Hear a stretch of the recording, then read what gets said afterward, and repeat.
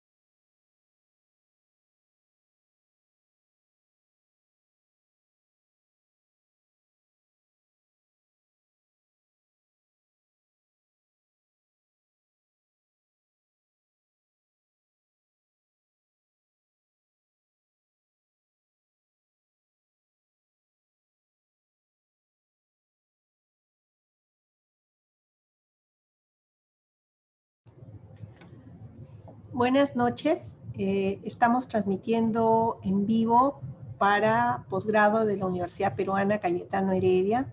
Mi nombre es Sofía Cuba, soy la coordinadora de la Maestría de Atención Primaria. Y esta noche vamos a seguir con las conferencias virtuales que estamos haciendo relacionadas a atención primaria. Estas conferencias son parte de lo que queremos tocar en el programa de maestría que está por empezar en el segundo semestre de este año. Y antes de pasar a presentar a nuestro expositor, quería compartirles algunos datos de la maestría de atención primaria para los que estén interesados. Voy a compartir un momento mi pantalla y luego vamos a pasar a presentar a nuestro expositor.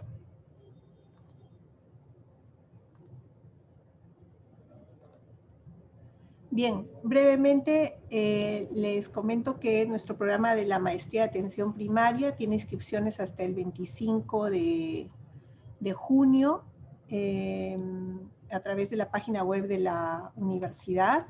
Está dirigido a profesionales de ciencias de la salud, cualquier profesional, médico, enfermera, obstetra, odontólogo, nutricionista, psicología, trabajo social, tecnología médica y otras disciplinas que se desempeñen en la gestión de servicios de salud para el primer nivel, en proyectos o programas relacionados a atención primaria y en docencia del primer nivel de atención.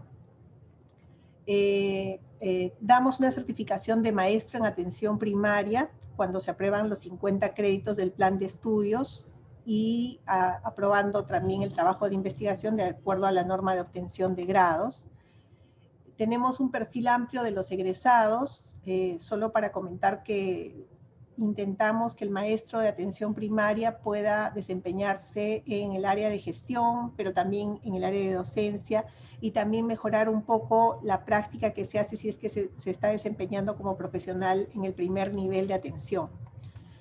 Tenemos 50 créditos del programa y una amplia gama de asignaturas que nos ayudan a de repente complementar en algunos casos o ayudar a que se desarrollen las competencias relacionadas, por ejemplo, atención centrada en la persona, la familia y la comunidad, en bases conceptuales de atención primaria, en tópicos de atención integral, en cómo gestionar redes integradas de salud, en medicina basada en evidencias para toma de decisiones en atención primaria, estudio de sistemas para la atención primaria, entre otros. Pueden tener información general en la página web de la universidad. El inicio de clases sería el 6 de agosto. Tiene una modalidad semipresencial, aunque ahora por la pandemia todos nuestros programas están siendo en modalidad remota hasta que cambie el estado de emergencia. Y la dedicación es un fin de semana al mes, viernes, sábado y domingo. Tenemos una serie de descuentos para egresados de la universidad y también tenemos algunas tarifas corporativas para los interesados. Entonces, les recuerdo que las inscripciones son hasta el 25 de junio. Acá está también el número de teléfono al cual se pueden dirigir para alguna duda adicional. Entonces, paso a presentar a nuestro ponente hoy. Tenemos el gusto de estar con el doctor Fernando Poblete. Él es médico de familia y comunidad y profesor de la Pontificia Universidad Católica de Chile. En los últimos años se ha dedicado a proyectos de salud pública y gestión de atención primaria de salud, incluyendo la relación entre niveles de atención, y ahora está dedicado más a proyectos inclusive relacionados a hospitales, para que vean que se puede trabajar en red integrada desde un profesional de la atención primaria. Él fue director de uno de los centros Áncora, que son los centros de atención primaria de la Universidad Católica de Chile, que son como la cuna de cómo se podrían hacer las cosas mejor desde el primer nivel de atención y en gestión del primer nivel de atención. Así que para nosotros es un gusto presentarlo, además que es profesor invitado nuestro desde hace varios años en el programa previo que teníamos, que era la Maestría de Medicina Familiar y Atención Primaria, y esperamos que en esta nueva versión también, una vez que se abra, nos pueda acompañar, ojalá en forma presencial, cuando las condiciones se den. Bien, entonces le doy paso a Fernando para que inicie la presentación. Va a ser una presentación de media hora y luego vamos a pasar a las preguntas que pueden ir colocando en el chat o a través de las redes sociales, que también las vamos a estar leyendo. Bienvenido, Fernando. Muchas gracias, Sofía. Muchas gracias por la presentación. Muy contento de poder estar aquí compartiendo con ustedes, la invitación también. Ojalá pueda ser presencial, ¿cierto? Todos queremos que ya de alguna manera esto empiece a controlarse. Pero bueno, ya veremos cómo nos vamos adaptando. Por favor, me avisan si hay algún problema de audio o no se escucha bien. Yo feliz de ir a arreglar todo lo que pueda. Se ve bien, solo hay que ponerle en modo presentación. Eso estoy tratando de... Ahí está, perfecto. Así que, bueno, yo les voy a contar un poquito sobre gestión de políticas y programas de atención primaria. Es uno de los temas que a mí me gusta mucho, y por supuesto que atención primaria es de donde yo vengo, es mi especialidad de origen, ¿cierto? Y la he podido vincular muy bien con la salud pública y también con la administración, porque normalmente van muy, muy de la mano. Entonces, la idea es que discutamos algunas cosas sobre cómo la atención primaria y en general el nivel primario de atención, ¿cierto?, es crítico, clave, muy importante para el desarrollo de un sistema de salud equitativo y de buena calidad, y que hoy día prácticamente no está en discusión. Yo les voy a mostrar un poquito sobre eso. Y la necesidad también de que haya gente que esté interesada en profundizar, en formarse más en esta área, porque justamente, pese a que es el modelo preferido y el sugerido para lograr la cobertura universal, hoy día tan de moda, ¿cierto? Y que la OMS y muchas otras organizaciones, el Banco Mundial, están tratando de que ojalá se desarrolle. Bueno, la atención primaria es una de las estrategias principales para que eso se logre.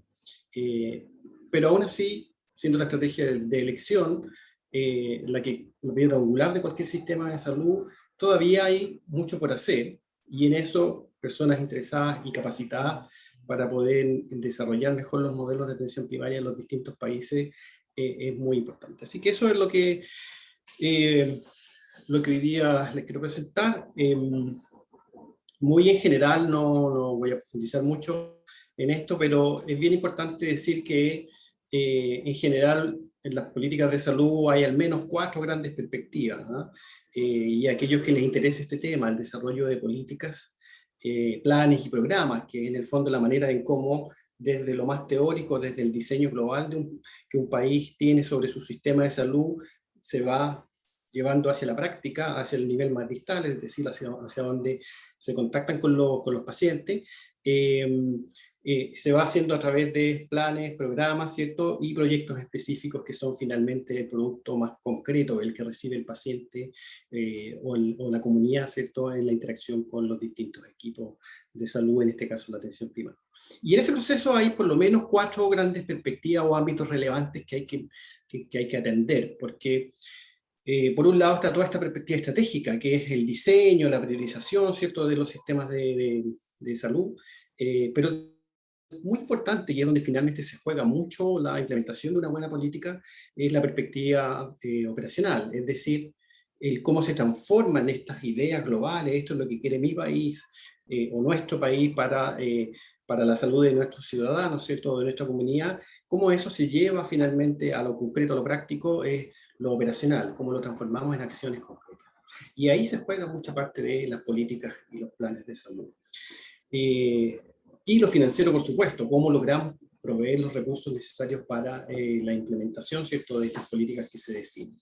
Y finalmente, por supuesto, que la evaluación y monitoreo, que es la única manera de poder hacer el seguimiento a lo que estamos haciendo y viendo si verdaderamente vamos por el camino correcto o tenemos que corregir algunas cosas. Esos 4 elementos son críticos y de alguna manera falla alguno de esos y por supuesto que afecta al resto de todas maneras. Vamos a ver un poquito sobre eso. Para el que le guste esta parte, como decía yo, de lo de las políticas, cierto programa de salud, le recomiendo este libro de la Organización Mundial de la Salud, que aparece aquí referido, que es muy interesante, muestra muy profundamente cómo hacer este proceso de desarrollo de políticas o programas, que se puede aplicar a todo un país o incluso a una región o a una municipalidad. Y básicamente hay varios pasos que aquí está un poco desordenado, que quiere reflejar que en realidad nunca es un proceso que es tan lineal, ¿cierto? Sino que en realidad se puede avanzar de uno a otro, más rápido, menos rápido, algunas cosas se pueden hacer con más profundidad, otras no, pero que en general debieran estar para poder terminar haciendo una muy buena política en el sector salud. Y por un lado siempre está la necesidad de hacer una consulta a la población o tener una idea de lo que se necesita, ¿cierto? ¿Cuál es la necesidad? ¿Cómo logramos captar eso? Entonces siempre involucrar a la población, a la comunidad es relevante. El análisis de la situación de salud, es decir, poder entender bien cuál es la necesidad técnica, cuáles son las enfermedades principales, cuáles son los factores de riesgo que hay en nuestra comunidad o en nuestro país, ¿cierto? Y por lo tanto, hacia dónde yo tengo que influir o desarrollar las políticas o los programas de salud. La priorización, porque no siempre se puede hacer todo, ¿cierto? No siempre se puede hacer el cambio completo, una gran reforma no necesariamente va a incluir todos los componentes de una, sino que probablemente hay que ir priorizando. Y finalmente el plan estratégico, que tiene que ver con cómo, entonces, entendiendo que hay una necesidad, priorizando las que yo puedo lograr, ¿cierto? Corto, mediano y más largo plazo, cómo eso lo incorporo en planes y programas. Y después viene la planificación operacional, o es decir, el cómo finalmente implemento esta política, cómo lo hago, cómo lo llevo a la práctica.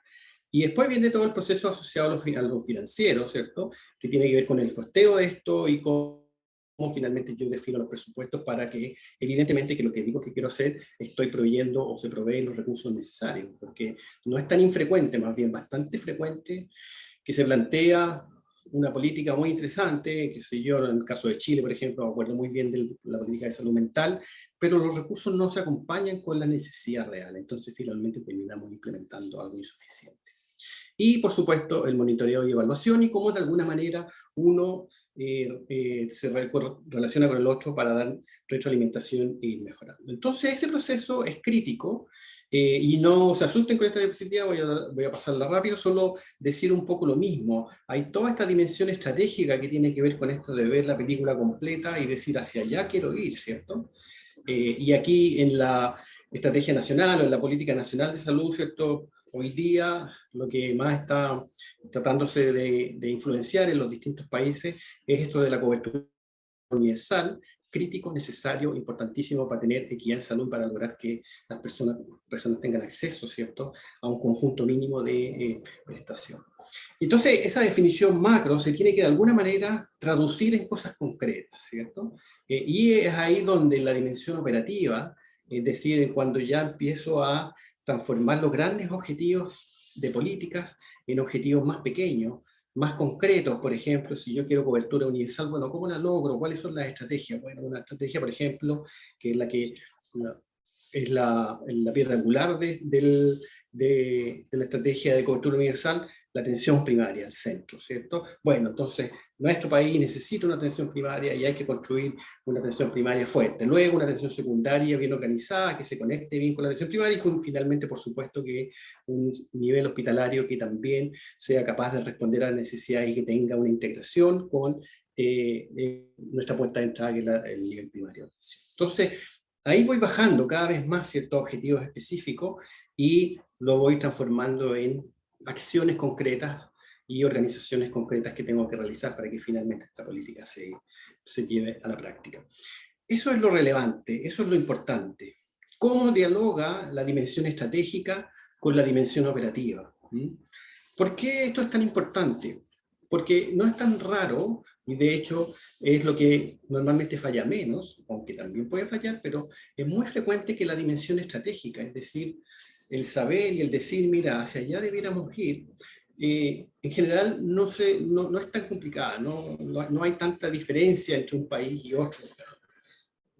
Por un lado, porque hay mucha experiencia mundial, ¿cierto? Los países más desarrollados de alguna manera han ido recorriendo este camino, entonces de alguna manera los países que quieren ir avanzando, que han ido destinando cada vez más recursos a su sistema de salud, como el caso de Perú también, ¿cierto?, que ha ido aumentando su inversión en salud, ya saben que eso qué es lo que funciona. Entonces hay que poner un poco las cosas juntas, ¿cierto? Armar una buena perspectiva estratégica, un buen plan, programa, ¿cierto? Eso no es tan difícil. Donde se juega normalmente y donde está la principal dificultad es cómo hacemos esa transición entre esta planificación y lo que se hace en el día a día. ¿Cómo construyo yo los centros de salud? ¿Qué es lo que pongo adentro? ¿Cómo organizo el modelo de atención? ¿Cómo logro que se presten las atenciones que se están esperando que se hagan con la calidad suficiente, con la cantidad suficiente, ¿cierto? Y que tenga todos los componentes necesarios, no solo desde lo técnico, sino que también desde lo humano, desde la salud centrada en la persona, ¿cierto?, que es muy relevante. Entonces, eso hay que tenerlo muy en claro, porque hoy día sabemos que la atención primaria, y eso pocos están dispuestos a discutirlo, o casi nadie, sabemos que la atención primaria es la mejor manera de lograr un mejor sistema de salud, ¿cierto? Bueno, y en ese contexto, entonces, como yo les decía, en esta mirada desde las políticas, ¿cierto? Esta política internacional impulsada por OMS, OPS, también por muchas otras organizaciones, ¿cierto?, de cobertura universal, está claro que la atención primaria o el nivel primario de atención es crítico, es lo más relevante. Y lo que hay que hacer hoy día es cómo logramos implementarlo bien, cuáles son los pasos que hay que lograr, ¿cierto?, como muestra este diagrama típico, ¿cierto?, de la cobertura universal, cómo extendemos a población no cubierta, ¿cierto?, los servicios, cómo logramos que en el Perú o en Chile, que si yo, lleguemos a más personas con una canasta de prestaciones específicas, ¿cierto?, es decir, cómo logramos que se incluyan más servicios de atención de salud de los que ya hay, y por lo tanto lograr entregar una canasta o un paquete de atención que resuelva los problemas de las personas. Y por otro lado, muy importantemente, cómo logramos también reducir el costo que esto significa. Entonces son tres al menos grandes desafíos, ¿cierto? Cómo extendemos en cobertura a esa persona, cómo incluimos más servicios y por otro lado, cómo reducimos la carga económica que eso puede significar para las personas. No es poco, pero se sabe, y este es un resumen que aquí está, ¿cierto? Yo cito este artículo donde hace un resumen, pero en realidad esto está con múltiples publicaciones, revisiones, ¿cierto? Ya es bastante claro que la atención primaria es la clave para lograr esto. Claramente, si ustedes se fijan en la primera columna, las distintas funciones de la definición o definiciones relacionadas a la atención primaria de salud al nivel primario, ¿cierto? Tienen efectos relevantes en distintos niveles de resultados. Y esto ya está súper claro. Esto que yo aquí les presento es un resumen, pero hay infinitos estudios desde Barbara Starfield, que es una de las más conocidas, pero de muchos otros autores que han ido investigando esto, ¿cierto? Y por un lado el acceso, se sabe, ¿cierto? El primer contacto con la necesidad de la persona, ¿cierto? Un punto de acceso, reduce y produce muchos efectos positivos, por ejemplo, reduce las hospitalizaciones innecesarias. Mejora en general el estado de salud, también hay estudios que muestran eso. También sabemos hoy día que se reducen atenciones no urgentes en el especialista. Hay estudios incluso muy interesantes donde muestran que se corre menos peligro yendo a un médico o a un equipo de salud bien preparado, en atención primaria, ya sea médico de familia o formado en esa área, ¿cierto?, que yendo al especialista, porque a veces uno va al especialista y el especialista está formado más específicamente en un área y entonces tiende a pedir a veces más exámenes y a ser más caro, sin necesariamente resolver mejor el problema. Mejora, por supuesto, que como hay más acceso con la atención primaria, las tasas de inmunización, aspectos clave hoy día críticos, ¿cierto?, para también enfrentar el problema de la pandemia. La disposición de servicios preventivos, ¿cierto?, y de todo tipo de intervenciones en educación en salud. Entonces, por otro lado, la continuidad también, que es parte de la definición de la atención primaria, sabemos que mejora el manejo de las enfermedades crónicas. Hoy día un problema epidémico en todo el mundo, ¿cierto? Las tasas de diabetes e hipertensión en todo el mundo, en nuestros países, ¿cierto? Es muy elevada.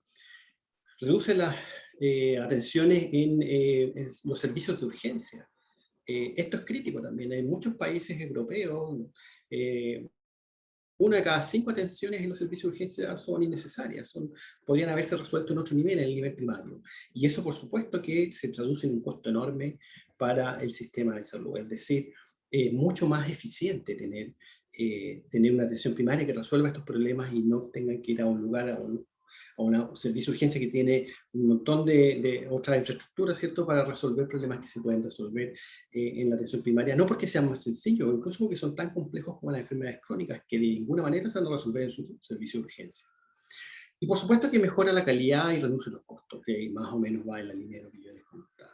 Y esto de tener también, de ser más comprensivo, que entregue cuidados de salud para la mayoría de las necesidades de salud de las personas, también evidentemente que reduce los costos. ¿Qué pasa con un modelo más hospitalario o más hospitalocéntrico? Que en América del Sur tenemos ejemplos de eso, donde el nivel hospitalario siendo muy fuerte. Bueno, evidentemente que no está preparado para los pacientes que tienen distintas necesidades o personas con múltiples patologías o lo llamado la multimorbilidad, ¿cierto? Está preparado más bien para atenciones puntuales y eso evidentemente que la atención primaria está mucho mejor estructurada para eso. Y por supuesto que todo lo que tiene que ver con las intervenciones preventivas es parte de esta mirada, ¿cierto?, de la atención primaria. Y la coordinación del cuidado desde la atención primaria también es crítico. Evita un montón de gastos, ¿cierto?, al definir mejor hacia qué lugar tiene que ir el paciente o transitar, ¿cierto? No es lo mismo entrar directamente hacia un especialista que a lo mejor no es el que necesitaba, a lo mejor el que yo creía, pero en realidad necesitaba otro, y eso encarece el proceso, lo lentece, ¿cierto? Y finalmente produce efectos menos importantes o menos relevantes en los pacientes. Así que, de todas maneras, la coordinación del cuidado con la atención primaria del centro es crítico también para lograr la cobertura universal. Entonces, esto es solo para mostrarles que la evidencia de la atención primaria es abrumadora, es evidente que hacia allá tenemos todos que transitar, para aquellos que ya tenemos algún grado de atención primaria montada, mejorarla, ¿cierto? Y ese es el punto que vamos a seguir conversando. Por otro lado, una APS fuerte también tiene efectos en salud poblacional, mejora en general la mortalidad por varias otras razones, es decir, tener una atención primaria fuerte contribuye también en general a la salud de la población. Eso es muy relevante. Y esto es súper relevante. También tiene efectos importantes en equidad en salud. Está claro, incluso como aquí ustedes ven, ¿cierto? En los países de la OCDE, los países de más altos ingresos, una persona que se atiende en la atención primaria tiene una probabilidad de 67% del quintil más bajo, es decir, del quintil de menos ingresos, ¿cierto? De atenderse en un año dado. Versus un 72% de los del quintil más rico, los que tienen más recursos. Es decir, es bien poca la diferencia. Sin embargo, para atenderse con un especialista, la diferencia, incluso en esos países, ya es de un 12%. O sea, se incrementa esto al doble la diferencia. Entonces, tener una atención primaria también mejora el acceso y genera equidad en salud. Todo lo contrario pasa con los sistemas que no están tan basados en atención primaria. Y bueno, sabemos por la experiencia de nuestros países que particularmente atenderse con especialistas a veces, especialistas, digamos, que están trabajando en los hospitales, finalmente genera una tremenda cola, ¿cierto? Una tremenda espera en los niveles de menos recursos versus los más altos recursos. Entonces, no hay duda, no hay nada que discutir, la atención primaria fuerte es crítica para lograr la cobertura universal. Pero ¿cómo avanzamos en esta política? Ese es el punto, ¿cierto? Sin embargo, sabemos esto ya se sabe, pero al menos la mitad de las personas del mundo, ¿cierto? Alrededor de 3,6 billones de personas ni siquiera tienen una cobertura de servicios esenciales de salud. O sea, sabiendo que esto es así de relevante, que la atención primaria es la respuesta, ¿cierto? El nivel primario de atención, aún así muchas personas no logran el acceso que provee esta estrategia. Se sabe que un incremento en las intervenciones de atención primaria del nivel primario en los países de bajos y medianos ingresos podría salvar 60 millones de vidas y aumentar en promedio la expectativa de 3,7 años al 2030, o sea, en 9 años más, de aquí a la vuelta a la esquina, digamos. O sea, tan sencillo como eso, 60 millones de vidas. Hoy día estamos sufriendo una tremenda pandemia, ¿cierto? Que en todo el mundo, no tengo el número exacto, pero no supera los 6 millones de personas fallecidas. No estoy diciendo que eso no sea relevante, es muy relevante y muy triste por las historias que hay, ¿cierto? Pero esto también, hay otra pandemia detrás, ¿cierto? Que en nuestros países viene larvadamente y es la falta de acceso a atención a muchos otros problemas de salud. ¿Y cómo se resuelve? Con una atención primaria fuerte. Y en ese sentido, lo que la OMS recomienda es que se debe reasignar al menos un 1% adicional del Producto Interno Bruto, ¿cierto? Para fortalecer el nivel primario de atención, ¿cierto? En los distintos países.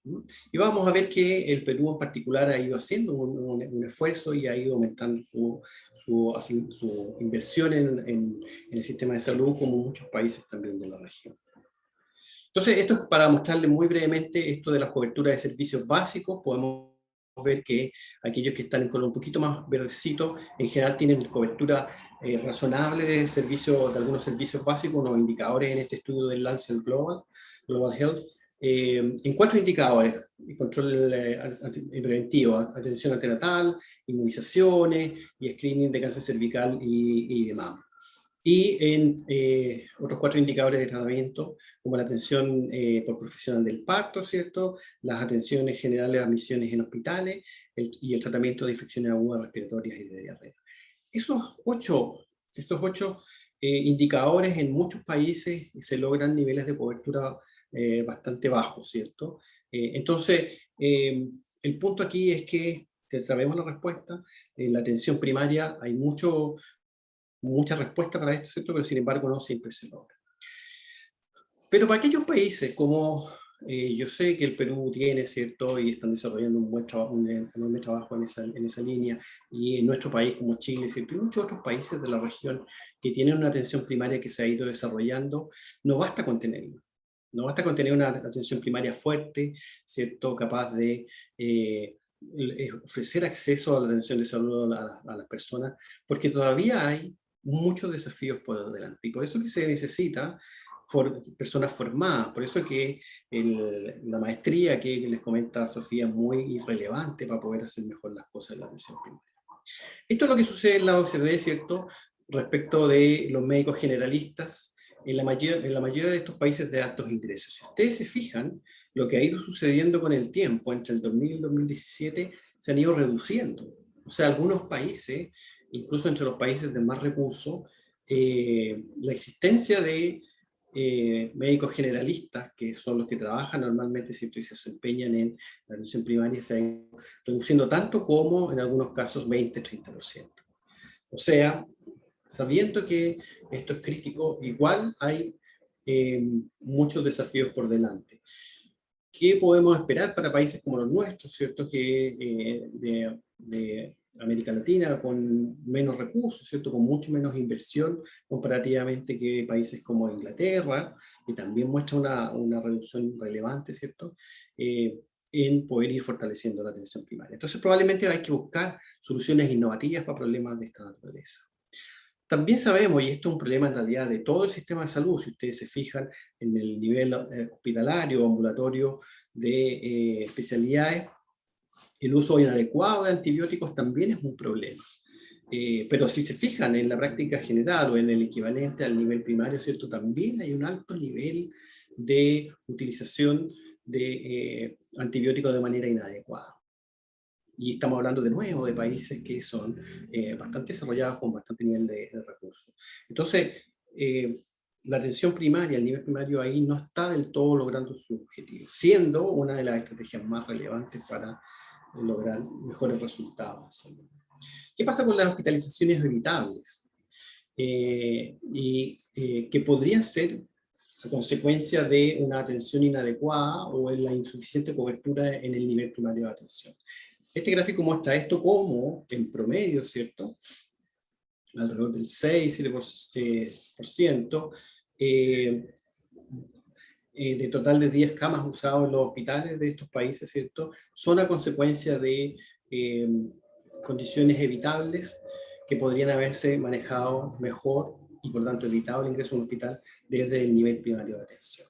Ahora, ojo, que aquí yo pienso que hay una subestimación, porque al menos en el caso de Chile, que se alrededor del 5%, no me encaja. No tengo los datos para refutarlo, pero no, estoy seguro que ese porcentaje es mayor. Ahora, por supuesto que esto tiene que ver con una metodología, con la disponibilidad de información a veces, sin duda que hay una subestimación, pero por supuesto que hay todavía mucho ahí por precisar. Pero la atención primaria, o el nivel primario de atención, ¿cierto? Podría influenciar enormemente en esto y hoy día, incluso en los países con más recursos, no lo está logrando. Un cuarto de los pacientes con condiciones crónicas de la Unión Europea no recibe ni un test preventivo en los últimos 12 meses. Imagínense este dato, hasta un cuarto de los pacientes en promedio, porque hay algunos casos en donde supera ese 25%. Entonces, esto es un problema también muy presente en muchos otros países y la realidad de Chile, que en mi caso también puedo perfectamente decir que así es, incluso peor en algunos casos.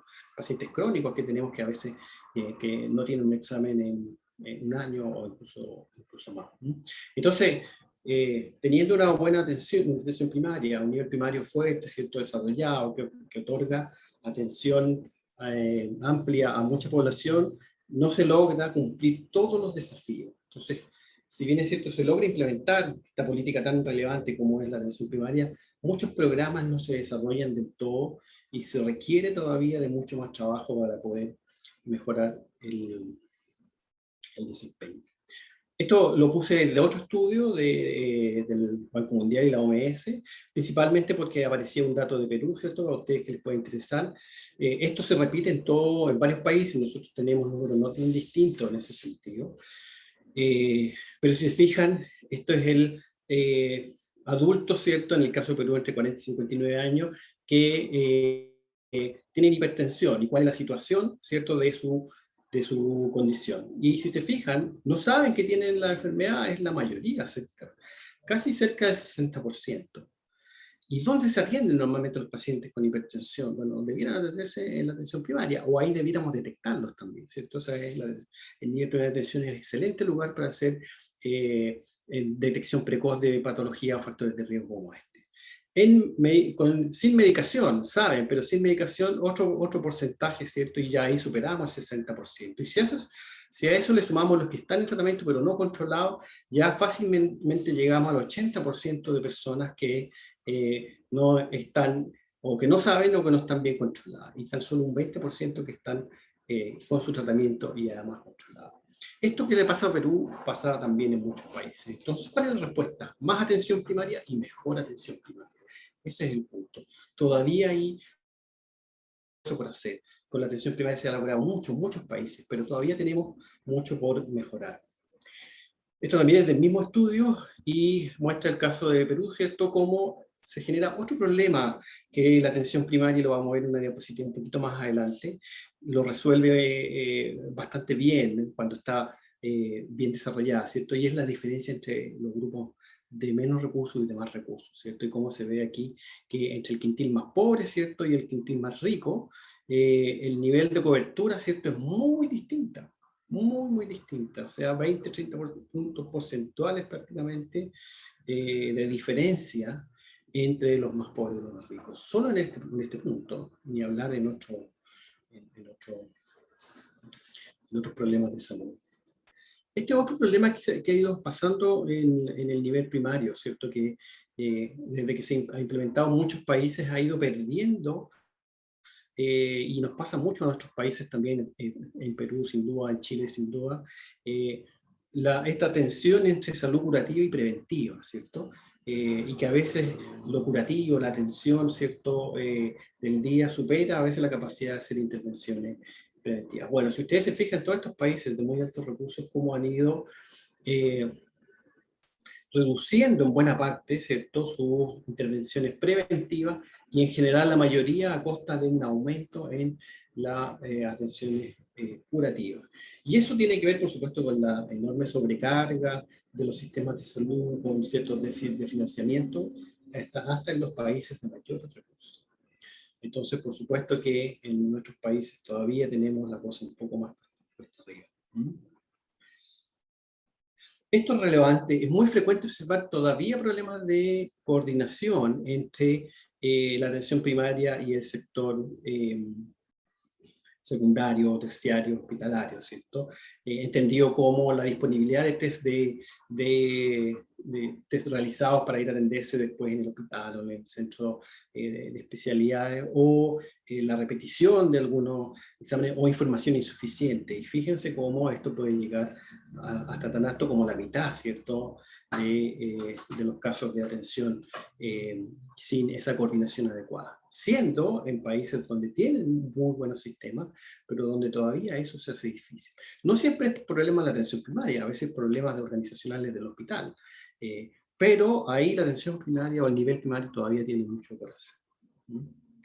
Y este es muy interesante porque este es el toma de Papa Nicolau para detección precoz de cáncer de cuello uterino, ¿cierto? Y cómo, de nuevo, hay una diferencia entre los niveles más pobres, ¿cierto? El quintil más bajo y el quintil más alto de ingreso. Y aquí es interesante que aquellos países que tienen en general buenos niveles, buenos sistemas de atención primaria, reducen esa brecha entre el nivel primario, ¿cierto?, entre los que tienen menos recursos y más recursos.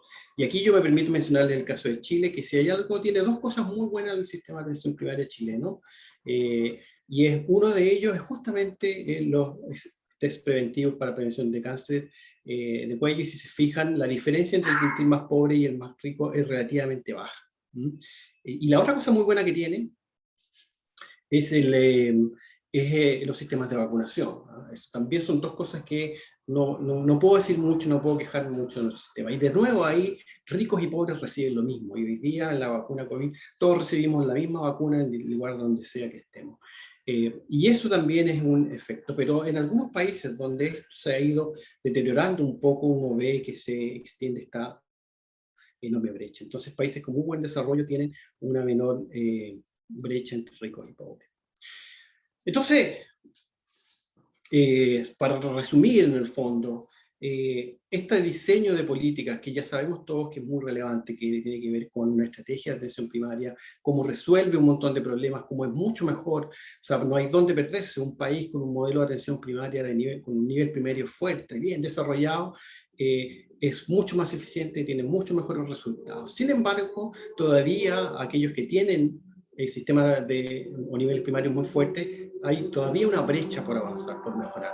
Y eso hay que tenerlo muy consciente. Solamente tener un nivel primario muy bueno o muy distribuido en todo el país no resuelve todos los problemas. Hay que seguir trabajando por hacerlo cada vez mejor. Y ahora voy a darle algunos datitos de la situación de Perú, ¿cierto?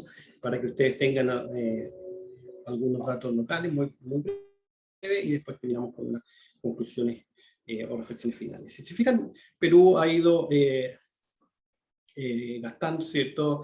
El gasto de bolsillo lo ha ido reduciendo, pasó por un periodo bastante alto y lo ha ido reduciendo y hoy día está alrededor del 29%, lo cual, si bien cierto no es lo ideal, está en un promedio más bien bajo, ¿cierto? En nuestra región, Guatemala tiene uno de los gastos más altos, el 55%, y Uruguay y Cuba los más bajos, que 16 y 10%. Eso también se logra y Uruguay lo que tiene es un sistema de atención primaria muy, muy, muy bueno. Luego,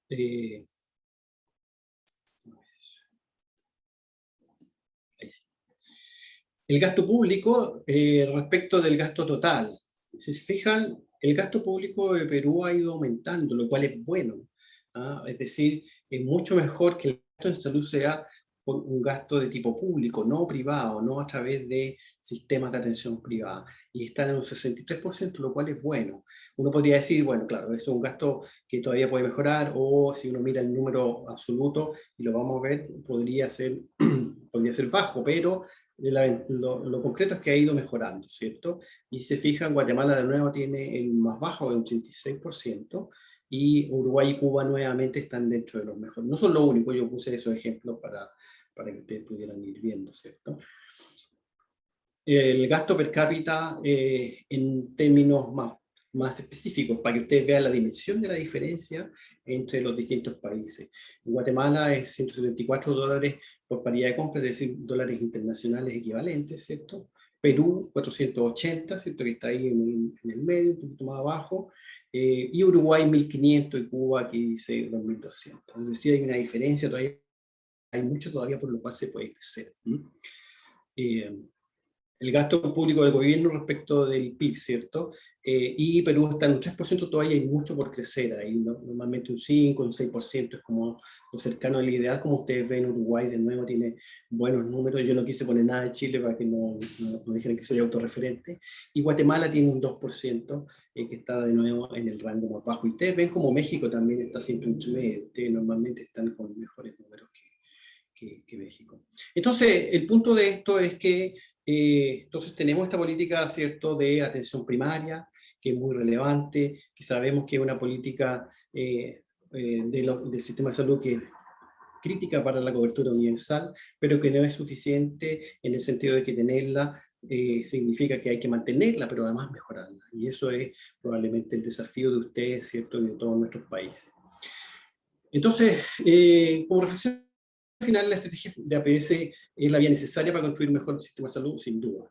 Si bien la evidencia es consistente, y en eso nadie lo niega, todavía hay una brecha entre el diseño de esta política y su adecuada implementación, y el logro de los objetivos, o dicho de otra forma, todavía se le puede sacar mucho más provecho a la atención primaria o al nivel primario de atención en todos los países. Hay mucho por hacer, se necesita gente que quiera formarse y trabajar en esa línea. Y claramente ahí todavía hay problemas de eficiencia asignativa y eficiencia técnica. ¿Qué se puede hacer? ¿Cuáles son las vías? Con esto ya voy terminando, sé que estoy en el tiempo. Bueno, por supuesto que todavía hay que innovar y mejorar la estructura actual de la atención del nivel primario, ¿cierto? Hay que, y esto lo dice sobre todo los países del norte, donde no necesariamente el nivel primario está basado como en nuestros países, en Perú, conozco el caso, ¿cierto? Y varios otros países de la región, en equipos multidisciplinarios. Hay que seguir avanzando hacia allá. Nosotros ya lo tenemos, ustedes también tienen eso, ya tienen un énfasis con esa lógica, pero hay que seguir mejorando y profundizando, ¿cierto? Más y mejor capacitados los equipos de salud. Y ahí de nuevo la capacitación en esta área de la maestría, ¿cierto? Que les mencioné, Sofía, es crítica, es clave, es muy relevante. Y por lo tanto el país debiera proveer o pensar en políticas de formación de personas, de recursos humanos para la salud, ¿cierto?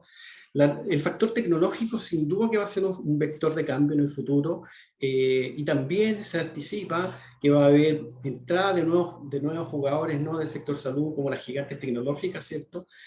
A complementar y a trabajar en salud fuertemente. Eso es algo que se viene, se están probando muchas cosas, ¿cierto? Que hoy día con la pandemia además se han ido acelerando a propósito de todo esto más a distancia, ¿cierto? Mejores sistemas de financiamiento y gobernanza es algo que por supuesto hay que pensar.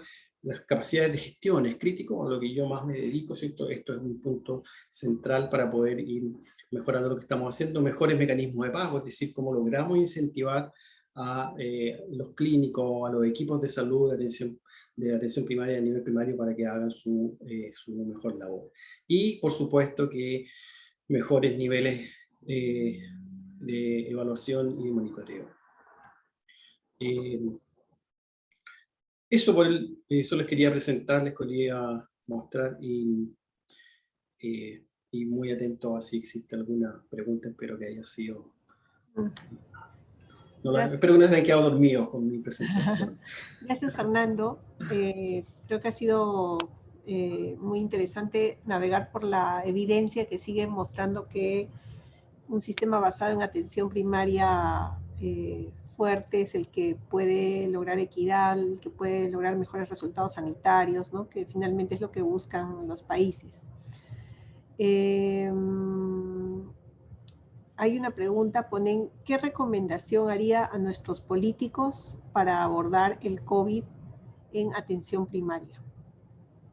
Uf, esa es una pregunta para largo, pero yo partiría diciendo que el COVID a todos nos ha pillado muy desprevenidos. Países que tenían un sistema muy fuerte, que no necesariamente la falla estaba en el sistema de salud, sino que probablemente como de alguna manera se insinuó en la pregunta, también hay fallas en el proceso de toma de decisiones más global.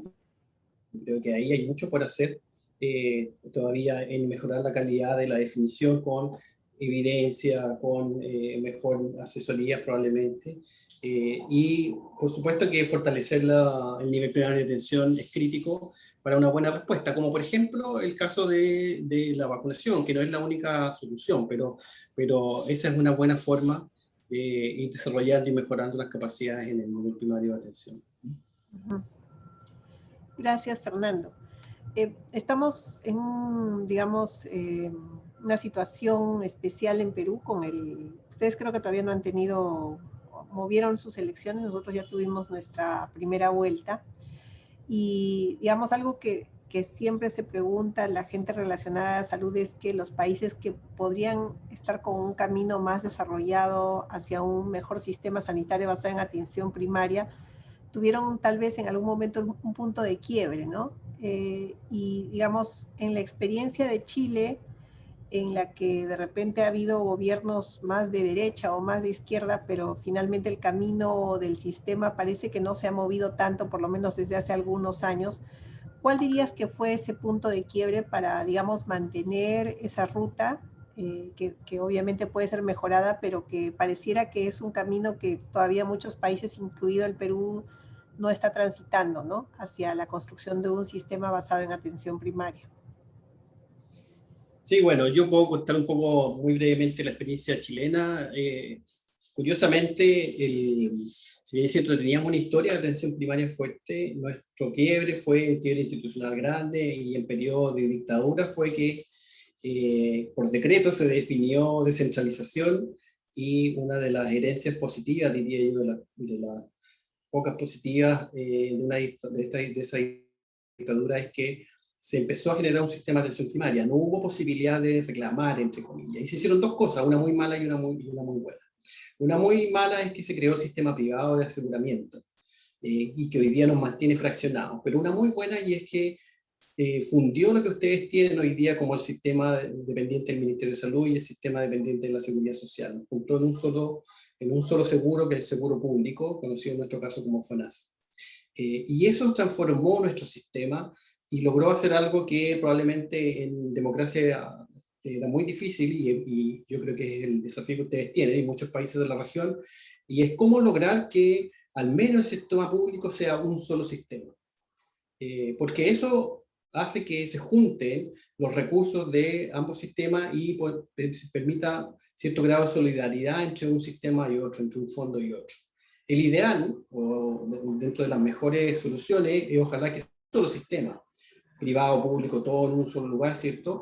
Y que ojalá fuera por una entidad pública, gestionada como en cierto sentido es en muchos países europeos, qué sé yo, Canadá, etc. Pero yo diría que ahí se dio eso y los resultados fueron buenos, tan buenos que en realidad nadie se atrevió después a cambiarlo. Y a propósito de ese periodo, yo creo que se logró hacer un paso que yo creo que es crítico para todos los países de la región, y es que se junten al menos el sistema público de la seguridad social con el Ministerio de Salud. Bien, gracias Fernando. Una última pregunta que nos ponen en el panel. ¿Cómo implementar atención primaria en el segundo y tercer nivel? ¿O solo es exclusiva del primer nivel de atención? Bueno, más que implementar atención primaria en el segundo y tercer nivel, yo diría que lo más relevante es lograr que la atención primaria se fortalezca a tal nivel que sea capaz de dirigir lo que sucede en los siguientes niveles. Incorporarse en el sentido de poder coordinar la red, ¿cierto? Poder definir y lograr establecer cuáles son los flujos de intercambio entre los distintos niveles.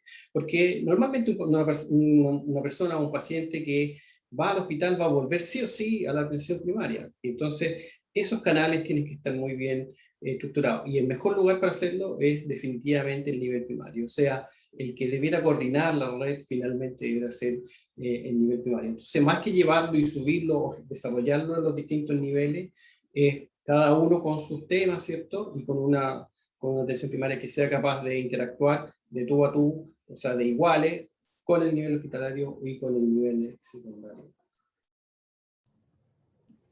Bien, gracias Fernando. Creo que vamos a ir cerrando por ahí. Creo que en esta exposición hemos podido mirar un poco, actualizarnos un poco en la evidencia que sigue acumulándose en los últimos 30 años hacia construir sistemas basados en atención primaria con los 4 atributos que estudió Barbara Starfield: primer contacto, acceso, longitudinalidad, coordinación, integralidad, que creo que son la clave en la operativización de cualquier cambio. Obviamente con insumos, como lo has mencionado, como el financiero, los recursos humanos, la gobernanza, sin los cuales no se puede construir estos atributos, ¿no? Y que finalmente van a llevar a resultados como los que has mostrado de equidad, mejores resultados sanitarios, mejor calidad, ¿no? Que es lo que buscan todos los sistemas. Ojalá transitemos ese camino o intentemos que desde donde estemos hagamos que ese tránsito sea un poco más rápido. Entonces, desde la Escuela de Posgrado de la Universidad Cayetano Heredia, les agradecemos a todos por haber estado en esta exposición. Agradecemos a Fernando desde la Pontificia Universidad Católica de Chile por haber participado con nosotros. Y recordarles que están abiertas las inscripciones de la atención primaria de salud y que el doctor Poblete es parte de los profesores invitados que tenemos dentro del programa de maestría. Así que les agradecemos a todos su presencia y a ti en especial, Fernando. Un abrazo a todos y buenas noches. Un abrazo a todos y muchas gracias por haberme invitado. Espero nos veamos pronto. Hasta luego, buenas noches. Hasta luego.